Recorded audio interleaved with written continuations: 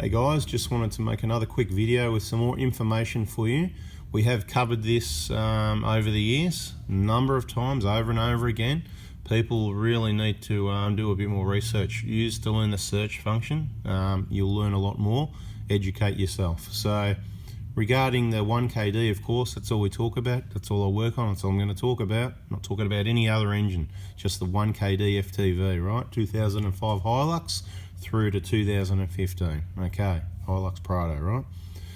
Now, the deal is, no, the plate doesn't block up. You can see the one in the bottom middle. You know, that's one that's been in a car that I removed. No, of course not. It's fitted between the EGR cooler and the head. So it's just exhaust gases, so you're just going to get a black coating. You're not going to get any build-up of any sort. There's no oil there. Oil is not the problem, right? The problem is the exhaust gas recirculation. A catch can doesn't fix it. A catch can takes the oil out of the PCV.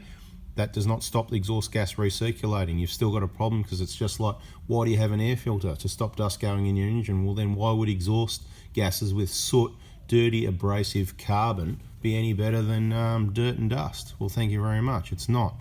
But, you know, your choice, whatever you want to do. I'm not telling you what to do. I'm answering the questions from all the phone calls and messages I get from new people that haven't gone and used the search function, okay? So the plate with a 7mm hole works perfectly. It's perfectly engineered. See here in the picture, you can see in the middle there's a 5mm. On the left there's a 6mm. On the right there's two 7s. There's a full blank at the bottom left, you know. All of those, well, they may or may not work. But one thing for sure, if your EGR system is functioning properly and there's no other issues, the 7mm, they're the ones on the right, or the one in the middle bottom that was in a car for, you know, many kilometers before I removed it. That's what works. So where does it go? It goes between the head and the EGR cooler, nowhere else. What gaskets do you need to use? Well, if you buy the injector kit off me and you want a gasket to fit your plate, I don't buy, sell or install plates, but if you want to buy a plate, well, you get it off eBay. Where else? On eBay, search 7mm plate for 1kd. You'll see gazillions of them. Which one should you buy? You should buy the original and the best. They've actually drilled these holes a little bit smaller so they fit in better.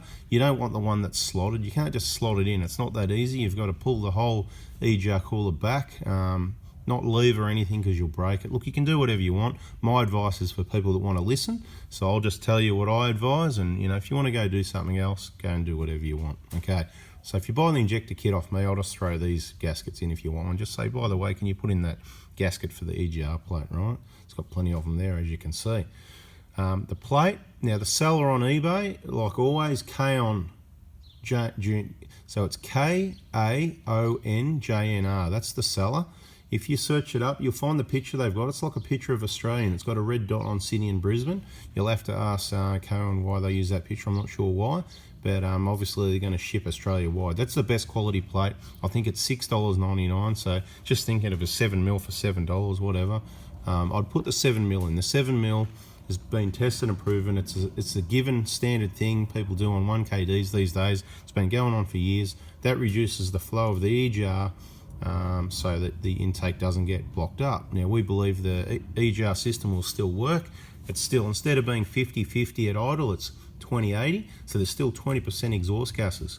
But when you drive, that reduces. Still enough, it only takes a very small amount of inert gases to reduce nitrogen oxides. We believe it's over-engineered, but we could be wrong. And, you know, we're not lawyers, so you need to check the legalities in your state if you're worried about legalities. Whatever, you know, we're not talking about that here. What we're talking about is the mechanical side of it. It's very well engineered. It works well, the 7mm plate. So please share the video or something so people get to see it, because there's too many people asking questions about EGRs and what should I do. In my opinion, from what I've seen, you don't need a catch can. That's a waste of money. It's untidy. The mounting plates often will wobble around, rip your guards to pieces. They're in the way of other things and accessing other points. Look, it's just a messy thing you don't need. The small amount of oil in the intake, if it was a lot, you would actually be losing oil between oil changes. Your oil level doesn't drop. It's certainly not much. Doesn't cause any adverse effects whatsoever, possibly providing a bit of upper engine lubrication. We see better valve clearances and compressions on engines that have got the plate and not the catch can. And the worst valve clearances we ever seen are on engines that have got a catch can and no plate. So it's just what we've seen, whatever. So that thing on the right there, it's a telephone, so you can use that to go on eBay and search up, you know, EGR plate 7mm hole. All right, guys, I hope all that information's helped. Don't over tighten the studs that go on the head, the 10mm nuts. Okay, I think they're meant to be 13 Nm. I do it by hand with a quarter dry. Whatever you do, don't get too carried away. There's a 12mm mounting bolt that goes through the EGR cooler into the inlet manifold. If you forget to tighten that up or forget to put it in, it's going to cost you about $900 because your EGR cooler will break. And most of all the gaskets on the EGR, you can reuse most of them, clean them, check them, and put them back exactly where they came from. Won't be a problem. The only one that you sometimes need to replace is the one that goes between the elbow of the manifold. That one there goes between the manifold and the elbow section. The coating flakes off. So you know, it's up to you. Again, we put that in for free with the injector kit. There's a lot of things we put in for free with the injector kit. Just depends what mood we're in, whatever, with that sort of stuff. So the main thing is that you're not getting any rebuilt injectors. You've got to be very careful where you buy from.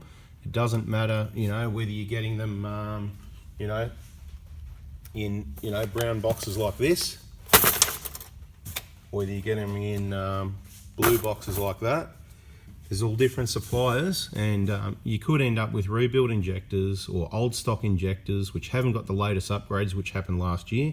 You want to get brand new fresh stock, and that's what I supply.